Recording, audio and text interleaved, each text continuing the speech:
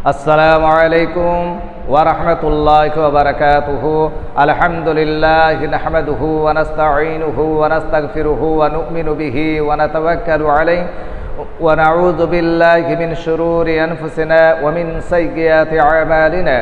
من يهده الله فلا مضل له ومن يضلل فلا هادي له واشهد ان لا اله الا الله وحده لا شريك له واشهد ان محمدا عبده ورسوله الى اخر الاوان।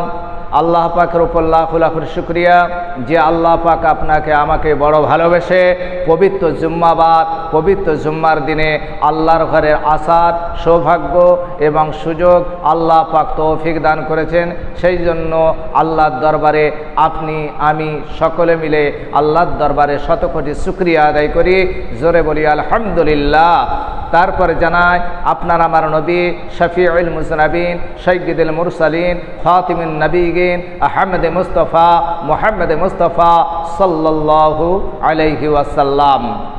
Islamic ভাই ও পর্দার অন্তরে মা বোনেদের আমি এই গুনাহগার বান্দা আপনাদিকে সালাম এবং শ্রদ্ধা জানিয়ে সেই মহান আল্লাহ রব্বুল আলামিনের দরবারে শতকোটি শুকরিয়া আদায় করে আমি এই গুনাহগার বান্দা অধম বান্দা আপনাদের সামনে একটি ছোট বায়ান করে শোনাচ্ছি। ইনশাআল্লাহ প্রত্যেকে শোনার জন্য চেষ্টা করবেন। আল্লাহ রসুলের সমস্ত সাহাবীরা এক জায়গায় বসে কিছু ইসলামিক সম্পর্কে আলোচনা করছিলেন। ওই সময়েতে গায়ের কম একজন মুসলিম মহিলা দৌড়ে দৌড়ে আসছিলেন। তখন এসে জিজ্ঞাসা করলেন, ও মুসলমান ভাইয়েরা, তোমাদের মধ্যে কেউ ওঝা আছে কি? এইভাবে আওয়াজ করতে থাকেন। বারে বারে যখন বলেন, ওই সময়ে আল্লাহ রসুলের একদিন সাহাবী বলেছিলেন, আমি ওঝা, আমি কিছু ঝাড়ফুঁক করতে জানি। সেও মহিলাও বলেছিল, তোমাদের মধ্যে কেউ ওঝা কিংবা কেউ ঝাড়ফুঁক করতে পারে? তখন আল্লাহ রসুলের সাহাবী দাঁড়িয়ে বলেছিলেন, চলো কি হয়েছে? ওই সময়ে মহিলা বলেছিলেন, আমাদের গ্রামের একজন প্রধান সাহেব ছিল, ও প্রধান সাহেবকে সাপে দর্শন করেছে। আল্লাহ রসুলের ওই সাহাবী ওই জায়গায় যে আল্লাহর পবিত্র কালামুল্লাহ শরীফ যেটার নাম হলো সূরা ফাতিহা, ওই সূরা ফাতিহা তেলাওয়াত করে যখন ওই মানুষের গায়ে যখন ফুঁকখানা দিয়েছিল, আর ফুঁক দেওয়ার সঙ্গে সঙ্গে সাপের বিষটা রিবানুন হয়ে গেছিল। তাহলে আল্লাহ রব্বুল আলামিন কোরআনুল কারীমের মধ্যে যেটা আপনি আমি সকলে মিলে নামাজের মধ্যে তেলাওয়াত করা হয়, আর ওই সূরাটা না পড়লে নামাজ হবে না। আল্লাহর নবী জনাবে মুহাম্মদুর রাসূলুল্লাহ এবং আল্লাহ পাক কোরআনুল কারীমে জানিয়ে দিলেন, আলহামদুলিল্লাহ, সমস্ত প্রশংসা সমস্ত তারিফ সেই মহান আল্লাহ তাআলা আল্লাহর দরবারে।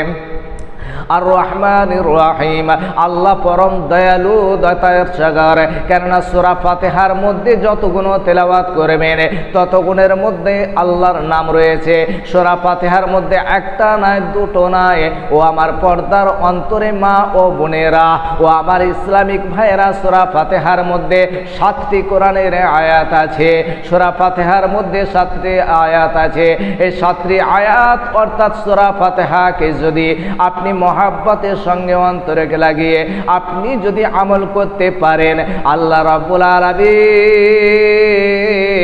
বলে, ওরে আমার বান্দা বান্দিরে, তোদের শরীরের মধ্যে যত রকম বিমার হোক না কেন, যত বড়ই রোগ হোক না কেন, আমি আল্লাহ রাব্বুল আলামিন আমার বান্দা যখন সূরা ফাতিহা তেলাওয়াত করে ওই পানিতে ফুঁক দিয়ে পানি পান করে নিবে, আমি আল্লাহ পাক ওই কোরআনের ওসিলা করে তার বিমার দিয়েছিলাম, ওই বিমারটাকে আমি আল্লাহ পাক শেফা দান করে দেব। তাই আমার ইসলামিক ভাই ও বোনেরা, আপনারা কান খোলকার শোনো। তাহলে ওই সাহাবী ওই সূরা ফাতিহাটা আমল করেছিল। ওই সময় আল্লাহ রাসূল জিজ্ঞাসা করেছিলেন, ও আমার সাহাবী, শোনো শোনো, তুমি কি বলে ফুঁক দিয়েছিলে যাকে সাপে দর্শন করেছিল? আল্লাহ রাসূলের সাহাবী বলেছেন, ইয়া রাসূলুল্লাহ, ইয়া হাবিবাল্লাহ, আমি কোরআনের ওই সূরা ফাতিহাটা তেলাওয়াত করে ওর গায়ে ফুঁকখানা দিয়েছিলাম। আল্লাহ রাসূল খুশি হয়ে ওই সাহাবীকে জড়িয়ে ধরেছে দিয়েছিলেন, আমি আনন্দিত হলাম, আমি খুশি হয়ে গেলাম। কেননা সূরা ফাতিহার আল্লাহ রাব্বুল আলামিন এত বড় পাওয়ার দিয়েছে, এত ক্ষমতা দিয়েছে।